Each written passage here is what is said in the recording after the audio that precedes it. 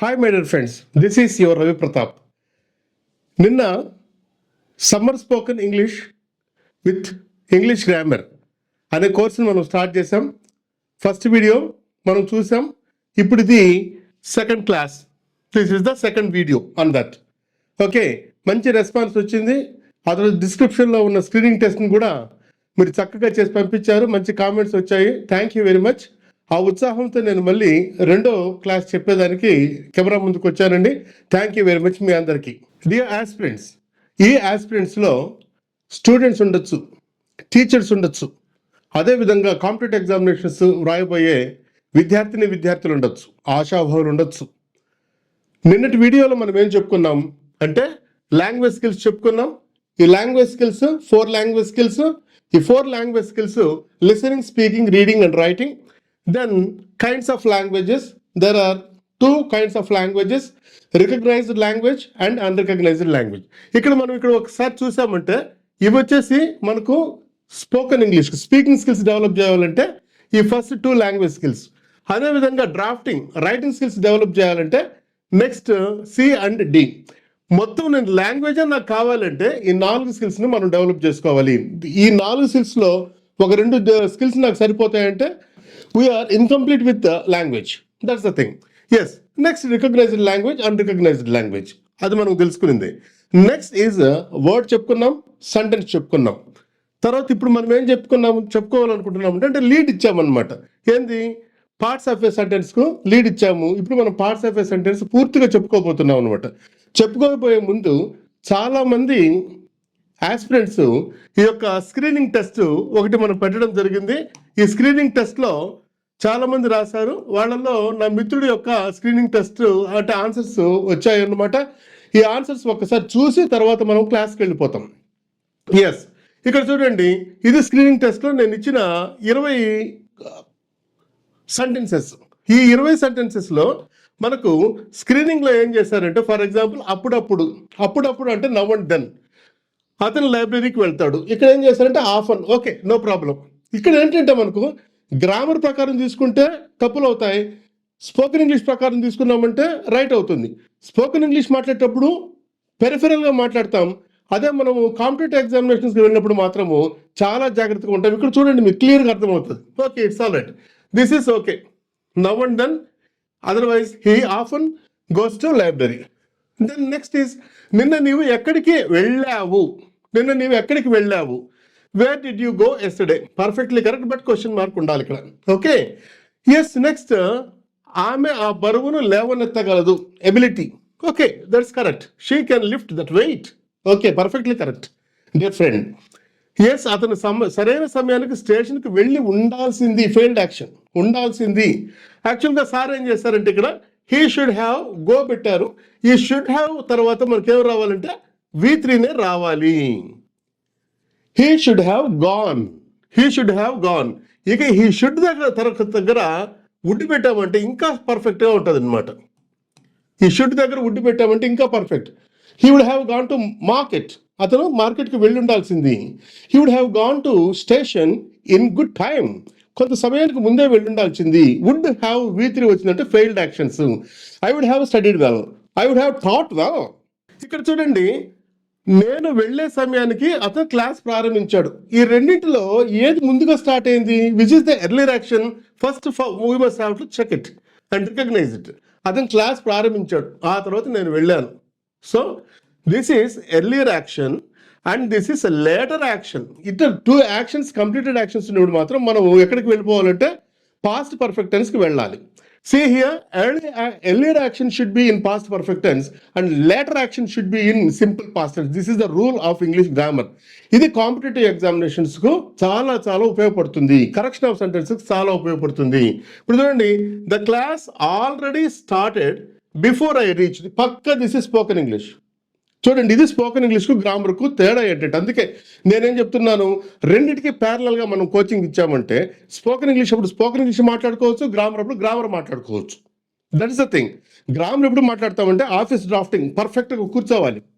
అదేవిధంగా competitive examinations, correction of sentences, spotting errors, వీటికి పర్ఫెక్ట్గా గ్రామర్ ఉండాలి. స్పోకెన్ ఇంగ్లీష్లో గ్రామర్ లేదు, ఏం లేదు. ఒక 4 సబ్టెన్స్లు, those are called basic tenses. ఈ బేసిక్ టెన్సెస్ మనకు ఉన్నాయంటే ఆటోమేటిక్గా మనం స్పోకెన్ ఇంగ్లీష్ వాడచ్చు. ఇప్పుడు చూడండి, సార్ చక్కగా ఇప్పుడు వాడేశాడు. He conveyed his idea. మనకు స్పోకెన్ ఇంగ్లీష్లో ఇది పర్ఫెక్ట్గా యూజ్ అవుతుంది. But in grammar that is wrong. How? Because దీంట్లో రెండు మనం చూసినప్పుడు ఏంటంటే, అతను క్లాస్ ప్రారంభించాడు, దట్ ఈస్ ఎర్లియర్ యాక్షన్. ఆ తర్వాత అతను చేరాడు, this is later action. Later action ఏమో సింపుల్ పాస్ట్ టెన్స్లో పెట్టేశారు. But earlier action, the class started అని చెప్పారు. యాక్చువల్గా ఈ ఆల్రెడీ లేకుండా the class had been started, passive voice past perfect tense. నేను చెప్పింది ఏంటంటే అతను క్లాస్ ప్రారంభించాడు, అతను, he past perfect tense, had started the lesson. So correct ఏంటంటే, before I reached, what is that, the class, he had started the lesson. He had started the lesson. He had started. Sir చెప్పినట్టు మనం చేసామనుకోండి, the class had been started. Present perfect టెన్స్లో పెట్టాలి వాక్యం. That may be in active voice or that may be in passive voice. He had started the lesson, the class had been started అని చెప్పేసి మనం use చేసుకోవచ్చు. So ఇక్కడ చిన్న wrong జరిగింది. అయినా ఆ సారు చాలా చక్కగా, చాలా ఓపిక్గా, ఇమ్మీడియట్గా రెస్పాండ్ అయ్యి అవన్నీ పంపారు. కష్టపడేవాడికి ఫలితం ఎప్పుడు ఉంటుంది, కష్టపడేవాడికి ఫలితం ఎప్పుడు ఉంటుంది గుర్తుపెట్టుకోండి. Hard worker never fails, even though wise man may fail. Okay, yeah. Then next here is, నేరుగా వెళితే, మనం డైరెక్షన్ చెప్పడం అండి. నేరుగా వెళ్తే నీ ఎడమ వైపున ఆ ఆసుపత్రి వస్తుంది. ఇది తెలుగులో మాట్లాడటం. ఇంగ్లీష్కి వచ్చే లోపల చూడండి, if you go straight, comma, you will be find. యాక్చువల్గా ఇది వచ్చేసి యూ విల్ బీ ఫౌండ్ రావాలా, ఎందుకంటే ఇది సింపుల్ ఫ్యూచర్ టెన్స్ ప్యాసివ్ వాయిస్లో ఉంది కాబట్టి ఇంత అక్కర్లేదు. ఇది తీసేయండి, ఇది తీసేయండి. యూ విల్ ఫైండ్, ఇది correct. You will find hospital on your left side, అక్కర్లే, on your left. That is the thing. Very good. ఇక్కడ చిన్న మిస్టేక్. ఓకే, నెక్స్ట్ హియర్, మా అమ్మ చపాతీ పిండి కలుపుతూ ఉన్నది. చపాతీ ఒక పిండిని కలిపేదాన్ని ఏమంటామంటే నీడ్, నీడ్. బట్ ఈ నీడ్ కాదండి, ఇది KNEAD, అది నీడ్. Knead, kneaded, kneading. కానీ both pronunciations are same. See here, knead. ఇది ఇది ప్రొనౌన్సియేషన్ నేను చెప్పేది. 44 శబ్దాలు ఉన్నాయని చెప్పారా, అది ఈ 44 శబ్దాలు. ఇదేంటంటే 26 అక్షరాలు, గుర్తుపెట్టుకోండి. 26 అక్షరాలతో స్పెల్లింగ్ రాస్తాం, 44 శబ్ద సంకేతాలతో మనం దాని శబ్ద ఉచ్చారణ రాస్తాం. That is called phonetics. Right, okay, over. ఇది అయిపోయింది. నెక్స్ట్, యా, మా అమ్మ పిండి కలుపుతుంది. ఇక్కడ సార్ ఏం చేశారంటే, my mother is preparing dough. చపాతీ పిండిని ప్రిపేర్ చేస్తుంది. ఓకే, స్పోకెన్ ఇంగ్లీష్లో వెళ్ళిపోతాయి. We can manage English there. చపాతీ పిండిని కలుపుతూ ఉందన్నప్పుడు my mother is kneading. My mother is kneading for chapati. My mother is kneading for chapati, లేదంటే my mother is kneading flour, like that. ఇటు యూస్ చేసుకోవచ్చు. కానీ ఇక్కడ చూడండి, సార్ చక్కగా మేనేజ్ చేసేసారు. ఇదే స్పోకెన్ ఇంగ్లీష్కు గ్రామర్కు తేడా. ట్రూ ట్రాన్స్లేషన్ వచ్చి ఇది నీడింగ్ వాడాలి. ఇక్కడ పిండి కలుపుతూ ఉండేదాన్ని ఏమంటామంటే నీడింగ్ అని చెప్పేసి అంటూ ఉంటాం. మేనేజ్ చేయడం అంటే ఇది. కాబట్టి both are very very needed for us. Being a speaker, you can manage English. Being a drafter, you have to follow the grammatical rules. That's the thing. Yeah, next here, దయచేసి నన్ను ఒంటరిగా వదలకండి. Perfectly correct. Please leave me alone, వదలండి. ఇప్పుడే నేను మా బాబాయ్, yes. Here తెలుగులో బంధుత్వ బాంధవ్యాలు వేరే, ఇంగ్లీష్లో బంధుత్వ బాంధవ్యాలు వేరే. ఇంగ్లీష్లో దగ్గరగా ఉండే వాళ్ళని మాత్రము కొన్ని పదాలతో పిలుస్తాం, మిగిలినంతా అంకుల్ అంకుల్ అంటూ ఉంటాం. కానీ తెలుగు వచ్చేవాళ్ళు అందరినీ మనం కలుపుకొని బాబాయ్ అని, పెదనాన్నని అట్లా మాట్లాడుతూ ఉంటాం. కానీ ఇక్కడ మనం చూడండి, ఇప్పుడే, ఇప్పుడే, జస్ట్ ప్రజెంట్ పర్ఫెక్ట్ టెన్స్లో పడాలి వాక్యం. ఇప్పుడే నేను మా బాబాయ్ ఇంటికి వెళ్ళాను. జస్ట్ ఇప్పుడు చూడండి, this is the managing English. I just reached my uncle's home. Okay, perfectly correct, perfectly correct according to spoken English. కానీ grammar, spotting errors, correction of sentences, just ఎప్పుడు వచ్చిందంటే the sentence should be in present perfect tense only. That is the thing, that is rule, spotting errors. See just I have reached, I have reached. I just have reached. You can make use of it. Otherwise, just I have reached my uncle. ఇక్కడ మామూలుగా అయితే uncle అనేస్తూ ఉంటాం బాబాయ్ అంటేనే. కానీ బాబాయ్ అంటే ఎవరు? ఫర్ ఎగ్జాంపుల్ నాకు బాబాయ్ అంటే ఎవరంటే మా నాన్నగారి తమ్ముడు బాబాయ్, మిగిలినంతా అంకుల్స్. ఒకవేళ మా నాన్నగారి తమ్ముడు అన్నప్పుడు పెటర్నల్, అమ్మ అయితే మెటర్నల్. పెటర్నల్ రిలేటివ్స్ అంటే నాన్న పక్క బంధువులు, మెటర్నల్ రిలేటివ్స్ అంటే అమ్మ పక్క బంధువులు. ఇక్కడ నాన్న యొక్క తమ్ముడు కానీ, ఆ తమ్ముడు కాబట్టి బాబాయ్ అంటే పెదనాన్న కానీ నాన్న యొక్క అన్న. ఇటువంటిప్పుడు ఏం చేస్తామంటే my paternal uncle. Perfect word is my paternal uncle. So ఇప్పుడే just I have gone to my paternal uncle's house. That's the thing. Okay, over. Yeah, next here మా మేనత్త. ఇక్కడ చూడు కరెక్ట్. మా మేనత్త టీచర్గా పనిచేస్తుంది. ఇక్కడ కూడా మేనత్త. మేనత్త అంటే ఏంటంటే తండ్రి యొక్క సొంత చెల్లెలు కానీ అక్క కానీ. Paternal aunt. పెటర్నల్ అంకుల్ అంటే బాబాయ్, పెటర్నల్ ఆంట్ అంటే మేనత్త. మేనత్త భర్త అంకుల్, ఎందుకంటే అది బ్లడ్ రిలేషన్ కాదు. సో మై పెటర్నల్ ఆంట్, ఇది పర్ఫెక్ట్ రాశాడు sir. My paternal aunt is working as a teacher. Perfectly correct. Next is Sita 5 సంవత్సరాల నుండి మాతోనే ఉంది. మాతోనే ఉంది, మాతోనే ఉంది, మాతో నివసిస్తూ ఉంది. చిన్న తేడా. ఇక్కడ సార్ ఏం చేశారు? మేనేజ్ చేసేసారు. Perfectly correct. This is managing English. Okay, true translation కాదు. This is managing English. ఎలా చూడండి, Sita has been living with us for 5 years. Perfectly correct. అంటే ఇక్కడ దీని అర్థం ఏంటంటే సీత మాతో 5 సంవత్సరముల నుంచి నివసిస్తూ ఉంది. ఇక్కడ చూడండి, మాతోనే అనే దానికి మరి అయితే మాతోనే అన్నప్పుడు వెర్బ్ 3 రకాలుగా పనిచేస్తుంది. Being of subject, possessing of subject, action of subject. అది మీకు టెన్స్లో చెప్తాను నేను. వెర్బ్ దగ్గర చెప్తాను, పార్ట్స్ ఆఫ్ స్పీచ్ వెర్బ్ దగ్గర చెప్తాను. సే హియర్ ఇక్కడ ఏమొస్తుందంటే actually Sita has been with us for 5 years. అది తర్వాత చెప్తాను మీకు ఎందుకు వచ్చిందో. సీత హ్యాస్ బీన్ లివింగ్ అంటే మాతో నివసిస్తూ ఉంది, మాతోనే ఉంది. Has been. ఫర్ ఎగ్జాంపుల్ ఒక రైమ్ ఉంటుంది మనకు, pussy cat where have you been. That is the thing. I have been to London. ఆ యూసేజ్ మీకు వెర్బ్ దగ్గర కానీ టెన్స్ దగ్గర కానీ నేను పక్కా చెప్తాను ఇది. Right? Okay. Then here okay,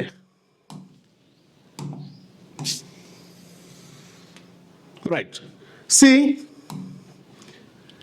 next, అతను మంచిగా చదివినప్పటికీ ఫెయిల్ అయ్యాడు. Although he studied well, he failed. Perfectly correct. Perfectly grammar ప్రకారం కరెక్ట్, స్పోకెన్ ఇంగ్లీష్ ప్రకారం correct. Very good sir, thank you very much for you. ఆయన పేరు నేను చెప్పలేదు కానీ ఆయన చూస్తూ ఉంటాడు వీడియో పక్కా. ఎస్, వారు కూడా సారే నా మాదిరి. Yeah, then next here is okay, దొంగ పోలీసును చూసిన వెంటనే the thief ran away when he saw the police. Perfect. That is okay. As soon as అని కూడా పెట్టుకోవచ్చు. అది మీకు సింపుల్ కాంపౌండ్ కాంప్లెక్స్ సెంటెన్స్లో, సింథసిస్ ఆఫ్ సెంటెన్స్లో చెప్తాను. బట్ లాస్ట్లో వస్తుంది, కోర్స్ లాస్ట్లో వస్తుంది. Maybe 40th video or 41st ఒకటి లైక్ దట్, 41 వీడియోలో రావచ్చు అది. యా, దెన్ నెక్స్ట్ హియర్ ఆమె చీపురుతో ఇంటి వాకిలిని శుభ్రం చేస్తుంది. ఇంటికి ముందొక ఖాళీ స్థలం ఉంటుంది, అంటే గడప దాటిన తర్వాత, బయట దాటిన తర్వాత వెనక ఉంటుంది. ముందు దాన్ని ఏమంటాం అంటే కోర్ట్ యార్డ్ అంటాం, వెనక దాన్ని బ్యాక్ యార్డ్ అంటాం. లాంజ్ అంటే ఏంటంటే ఆ యొక్క వాకిలికి ఆ తర్వాత మధ్యలో కొంత స్థలం ఉంటుంది. That is called lounge. యాక్చువల్గా కొంచెం ఎంపోజింగ్ ప్లేస్ ఈస్ కాల్డ్ లాంజ్. ఇది కూడా కరెక్టే. This is managing. Managing English is that. For spoken English managing English is very important. Yeah, okay. So she is sweeping lounge. ఇక్కడ లాంజ్ దగ్గర ఏం పెడతామంటే court yard. అది పెడితే సరిపోతుంది. రహీం 10 మామిడికాయలు కోసాడు. Perfectly correct. రహీం 10 మామిడికాయలు తెంపాడు. Perfectly correct. Rahim plucked 10 mangoes. Perfectly correct sir, very nice. Then next is past పర్ఫెక్ట్లో మీకు నచ్చిన వాక్యం రాయండి. పాస్ట్ పర్ఫెక్ట్ టెన్స్ ఇక్కడ చూడండి. మరి past perfect tense, this is పక్కా spoken English, but it is not in past perfect. I had my breakfast. Past perfect ఏంటి? హ్యాడ్ ప్లస్ V3 ఉందా? హ్యాడ్ తర్వాత డైరెక్ట్గా ఎక్స్టెన్షన్ వచ్చేసింది. సో లేదు కాబట్టి this is not past perfect, this is simple past టెన్స్లో ఉంది వాక్యం. I had my breakfast. దీన్నే మనం పాస్ట్ పర్ఫెక్ట్లో రాయాలంటే I had my breakfast, that's all. I had my breakfast. ఇదంతా ఏంటంటే పొసెసింగ్కి వస్తుంది, అది తర్వాత చెప్తాను మీకు పక్క. So this is simple past sir. And here this is past perfect means before you came I had my breakfast, like that. Just now I have my breakfast. ఇప్పుడు బ్రేక్ఫాస్ట్ అయిపోయిందండి. Yeah, like that. Then next here simple past టెన్స్లో మీకు నచ్చిన వాక్యాన్ని రాయండి. Perfectly correct. He went to market, right. Okay. Then here, see here, future perfect tense లో మీకు నచ్చిన వాక్యాన్ని రాయండి. పర్ఫెక్ట్ గా పెట్టాడు, విల్ ప్లస్ V3 పెట్టాడు, కానీ he will have been going is wrong. Future perfect continuous tense లో ఉంది. దీన్ని ఫ్యూచర్ పర్ఫెక్ట్ టెన్స్ లోకి మార్చాలంటే ఇక్కడ కట్ చేసి పడేసి I will have gone. This is future perfect tense. I will have gone to America, right. Next simple future tense లో మీకు నచ్చిన వాక్యం రాయండి. Simple future tense, see here subject plus V1. This is perfectly correct. I go to temple every Saturday. ఇంకా stylish usage I visit the temple, right. అట్లా వాడుకోవచ్చు మనం. Yes. Then next is simple future tense. This is also perfectly correct, will plus V1. So sir మీరు రాశారు, చాలా చక్కగా రాశారు. ప్రయత్నం అనేది ఇంపార్టెంట్. మనం తప్పు అంటే రైట్ చేసామో రాంగ్ చేసామో కాదు, whether we have to attempt are not, that is only important thing. Thank you very much for your kind effect. ఈ విధంగా ఈ వీడియో చూసే వాళ్ళంతా ఈ యొక్క డిస్క్రిప్షన్ బాక్స్లో ఉండే ప్రతి ఒక్కదాన్ని మీరు చూసి ప్రాక్టీస్ చేశారంటే practice makes a man perfect. మనం ఎంత కష్టపడితే అంత సుఖం ఉంటుందన్నమాట మై డియర్ ఫ్రెండ్స్. చూడండి. ఓకే, నెక్స్ట్ మనం క్లాస్లోకి వెళ్తాం. మరి వీడియో 1లో మనం ఏం నేర్చుకున్నాం అనేది స్టార్టింగ్లోనే నేను చెప్పాను. ఒకవేళ వీడియో 1 చూడని వాళ్ళు, క్లాస్ 1 మీరు వినని వాళ్ళు దయచేసి అది వినండి. విన్న తర్వాత దీనికి రండి. ఎందుకంటే ఆ కంటిన్యూటీ వచ్చింది అనుకోండి, పర్ఫెక్ట్గా మీకు బేసిక్స్ నుంచి కాంప్లెక్స్ వరకు పర్ఫెక్ట్గా వస్తూ ఉంటుంది అనమాట. ఒక్కసారి మనం లైఫ్లో నేర్చుకున్నామంటే ఇక ఎట్టి పరిస్థితుల్లోనూ ఆ సబ్జెక్ట్ పోదు. ఎందుకంటే ధనము ఉంటే ఉంటుంది, పోతే పోతుంది. మీరు సంపాదించుకున్న విద్య మాత్రం ఎట్టి పరిస్థితుల్లో పోదు, అది ఎప్పటికైనా ఉపయోగపడుతుంది. అది మిమ్మల్ని సొసైటీలో ఒక షైనింగ్ స్టార్గా చూపిస్తుంది. Dear aspirants, please. Okay, next here see word చెప్పుకున్నాం, తర్వాత సెంటెన్స్ చెప్పుకున్నాం, ఆ తర్వాత వచ్చి పార్ట్స్ ఆఫ్ ఎ సెంటెన్స్.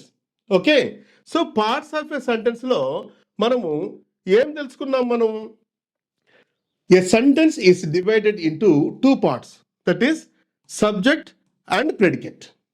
2 భాగాలు, సబ్జెక్టులు వెర్బులు ఎన్ని పెట్టుకోకండి మీరు. ఫస్ట్ ఏంటంటే ఏ వాక్యం తీసుకున్నా, ఫర్ ఎగ్జాంపుల్ ఐఎమ్ టీచింగ్, ఇది ఒక వాక్యం. ఎందుకంటే it is a group of words that gives a complete meaning, that's why it is a sentence. Okay, this sentence is divided into 2 parts. Those are subject and predicate. For example, see here, I am teaching.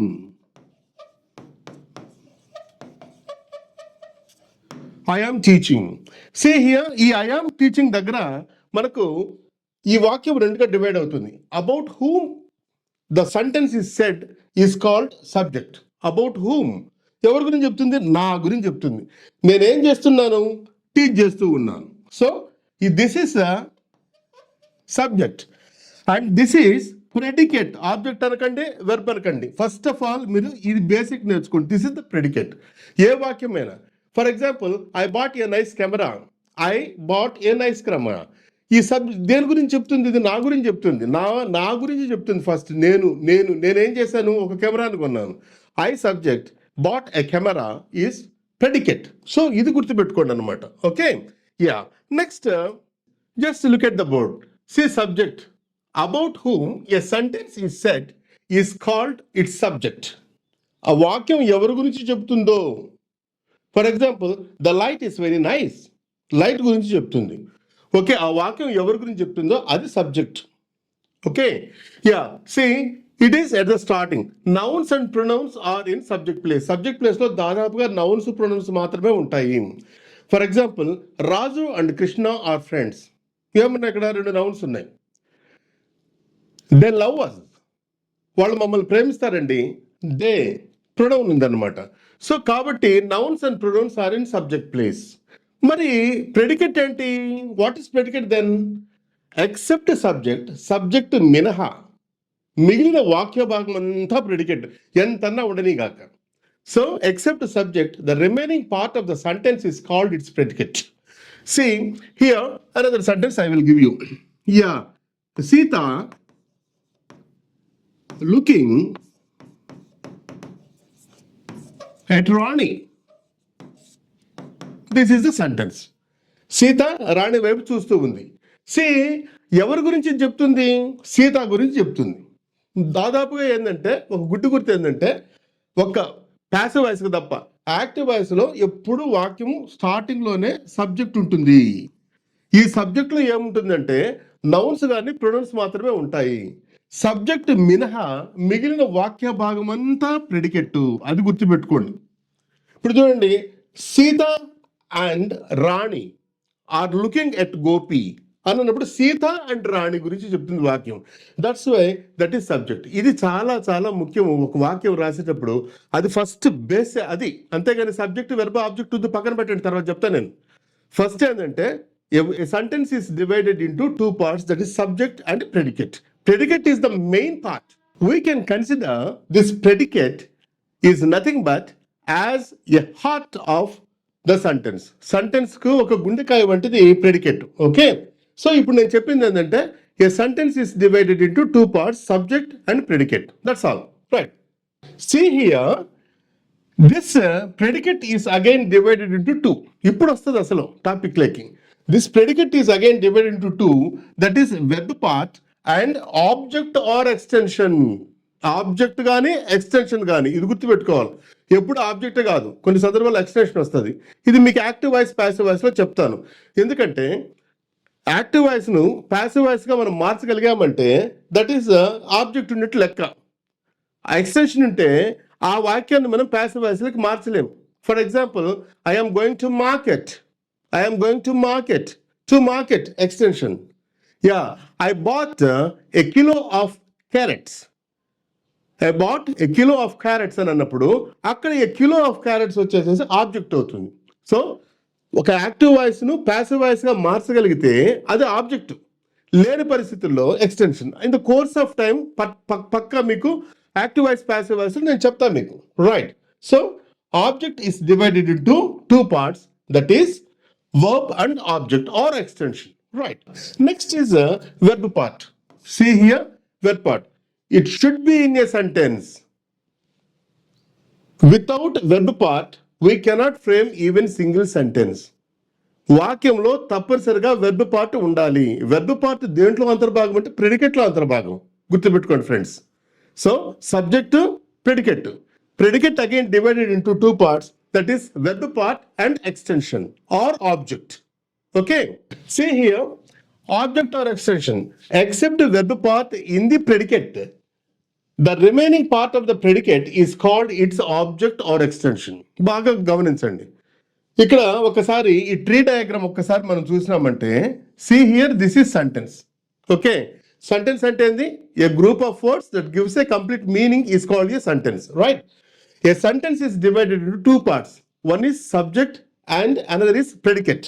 Subject ఎప్పుడు స్టార్టింగ్లో ఉంటుంది. Subject స్థానంలో nouns కానీ pronounce మాత్రమే ఉంటాయి. అవి తర్వాత చెప్పుకుందాం. తర్వాత ఈ యొక్క సబ్జెక్ట్ మినహా మిగిలిన వాక్య భాగం అంతా predicate. Okay, see again predicate is divided into 2, that is verb part and object or extension. అందుకే ప్రెడికేట్ అనేది చాలా చాలా ఇంపార్టెంట్. ఎందుకు చాలా ఇంపార్టెంట్ అంటే వెర్బ్ పార్ట్ ఉంది కాబట్టి.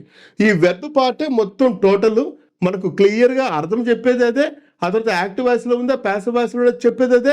టెన్సెస్ ఏ టెన్స్లో ఉంది, యాక్టివ్ వాయిస్ టెన్సెస్ 12 టెన్సెస్లో ఉందా, లేకుంటే ప్యాసివ్ వాయిస్ టెన్సెస్ 8 టెన్స్లో ఉందా, అసలు ఎలా ఉందని చెప్పేసి మొత్తం మనం అర్థం చేసుకుని వచ్చి వెర్బ్ పార్ట్ మాత్రమే. కాబట్టి verb part is very very important in a sentence. Right. Verb part is nothing but inner part of the predicate. Right friends, ఒక్కసారి మీరు ఈ ఒక్క వాక్యాన్ని చూసారనుకోండి, Gopi bought a hot motor cycle. Gopi bought a hot motor cycle. A hot motor cycle is nothing but an idiom. Idioms అనేటివి తర్వాత మీకు సపరేట్గా చెప్తాను. ఇడియం అంటే ఏంటంటే ఒక ఫ్లేవర్, గరం మసాలా లాగా వాక్యం లేకి. ఇవి లిటరీ మీనింగ్ వేరే ఉంటుంది. ఆ తర్వాత వచ్చేసి ఒరిజినల్ అది అక్కడ వాక్యంలో ఇచ్చే మీనింగ్ డిఫరెంట్గా ఉంటుంది. Okay, later we can go for that. Hot motor cycle అంటే ఏంటంటే దొంగ సొత్తు. It is a hot necklace, don't buy it. That is a thing.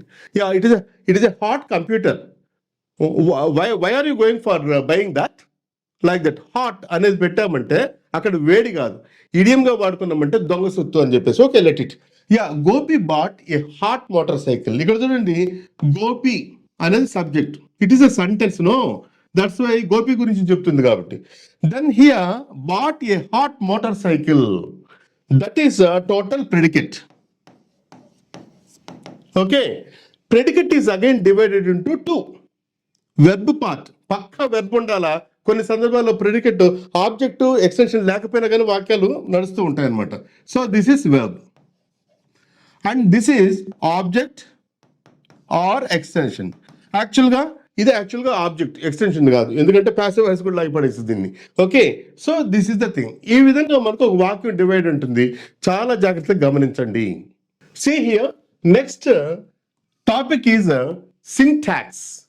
Syntax అంటే ఏంటంటే construction of a sentence. Actually it is a Latin origin. దీని meaning ఏంటంటే construction of a sentence. ప్రతి ఒక్క భాషకు తనకంటూ ఒక సింటాక్స్ ఉంటుంది అనమాట, తనకంటూ వాక్య నిర్మాణం అనేది ఉంటుంది. ఇప్పుడు మనకు నేర్చుకోబోయే భాష ఇంగ్లీషు, తర్వాత అందరికీ దాదాపుగా చాలా మందికి తెలిసిన భాష తెలుగు కాబట్టి ఇంగ్లీష్ లాంగ్వేజ్ సింటాక్స్ ఏంటి, తెలుగు లాంగ్వేజ్ సింటాక్స్ అనేది మనం చూసుకుంటాం. ఎందుకంటే మనకి ఎన్ని భాషలు నేర్చుకున్నా కానీ మన మాతృభాషలోనే జనరేట్ అవుతుంది ఫస్ట్. దానికి దీనికి ఒక చిన్న తేడాలు, పోలికలు మనం కనుక్కున్నామంటే ఏ విధంగా వాక్యాన్ని మనం రాయగలము, ఏ విధంగా వాక్యాన్ని మనం మాట్లాడగలము అనేది మనకు తెలుస్తుంది అనమాట. చూడండి, ఇంగ్లీష్ లాంగ్వేజ్ సింటాక్స్ ఏంటంటే ఫస్ట్ సబ్జెక్ట్ వస్తుంది, ఆ తర్వాత వెర్బ్ పార్ట్ వస్తుంది, తర్వాత ఆబ్జెక్ట్ వస్తుంది, ఎక్స్ప్రెషన్ వస్తుంది. See here, Gopi took examinations. ఇప్పుడు చూడండి my dear friends, Gopi wrote examinations is wrong. యాక్చువల్గా మనం తప్పునే మాట్లాడేస్తూ ఉంటాం. బట్ గోపి టుక్ ఎగ్జామినేషన్, రాశాడు అనే దానికి ఏంటంటే టేక్ టుక్ టేకన్, పాస్ అయ్యాడు అనే దాన్ని ఏమంటాం అంటే క్లియర్డ్ అంటాం ఈ కాలంలో. That is the modern English. Okay, Gopi took examinations. See, Gopi subject, ఆ తర్వాత రాశాడు verb, then examinations object.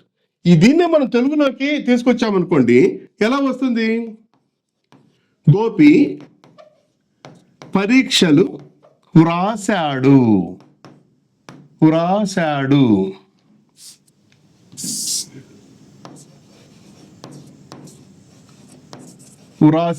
Gopi పరీక్షలు వ్రాశాడు. ఓకే, సి హియర్, గోపి అనేది సబ్జెక్టు, పరీక్షలు object, then this is verb part. ఇప్పుడు మీకు క్లియర్గా తెలిసిపోతుంది అనమాట. దీనికి ఒక్కసారి మీరు చూసారంటే రెండు ఎక్కడ స్టార్ట్ అయినాయి? సబ్జెక్ట్తోనే స్టార్ట్ అయినాయి, తెలుగు వాక్యము, ఇంగ్లీష్ వాక్యం. అయితే ఇక్కడేమో ఇంగ్లీష్ ఏమో వెర్బ్ మధ్యలో ఉంది, కానీ తెలుగుకి వచ్చే లోపల చివరుంది. అదేవిధంగా ఈ ఆబ్జెక్ట్ మనం తీసుకుందామంటే తెలుగులో మధ్యలో ఉంది, ఇంగ్లీష్కి వచ్చే లోపల చివరుంది. ఇవే తేడాలు, పోలికలు ఏంటి? Both syntaxes start with subject. But what is another difference between Telugu language and English language is verb part, existency of the verb part, which is the very very important. ఎందుకంటే verb part అంటే హార్టే. So ఇంగ్లీష్కి వచ్చే లోపల మధ్యలో ఉంటుంది, తెలుగుకి వచ్చే లోపల చివరు ఉంటుంది. దీన్ని తెచ్చి మనం మధ్యలో పెట్టి ఇంగ్లీష్లో మాట్లాడామనుకోండి, ఆటోమేటిక్గా వస్తుంది అన్నమాట. Okay, cut.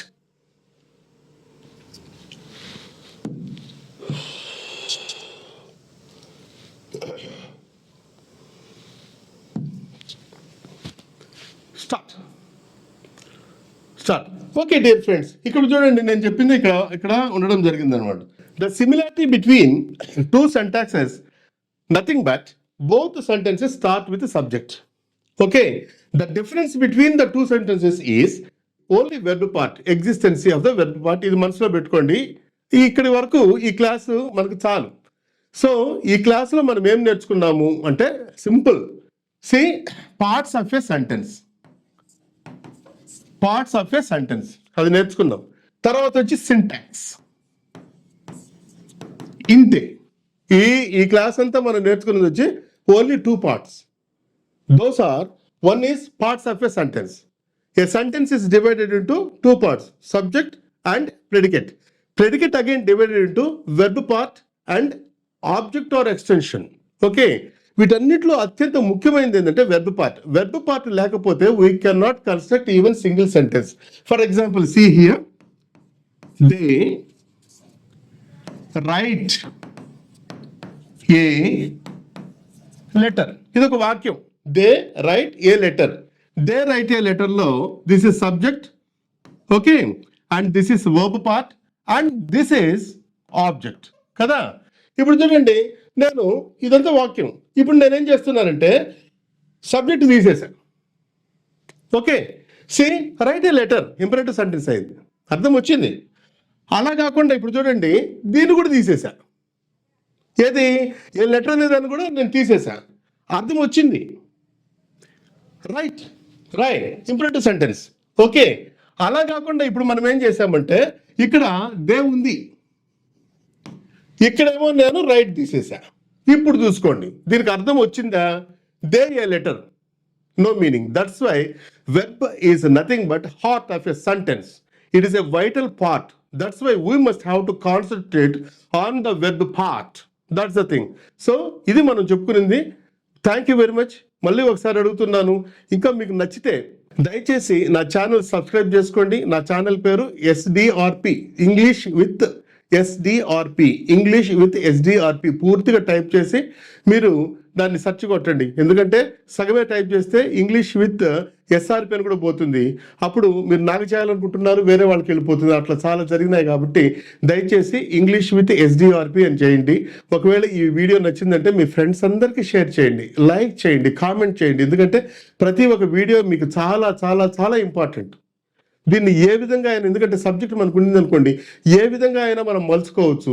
టీచర్స్ అయితే పాఠాలు చెప్పొచ్చు, అదే స్టూడెంట్స్ అయితే మార్కులు సంపాదించవచ్చు, అదే కాంపిటేటివ్ ఎగ్జామినేషన్స్కి వెళ్ళే వాళ్ళైతే ఉద్యోగాలే సంపాదించవచ్చు. దయచేసి గమనించగలరు. Thank you very much.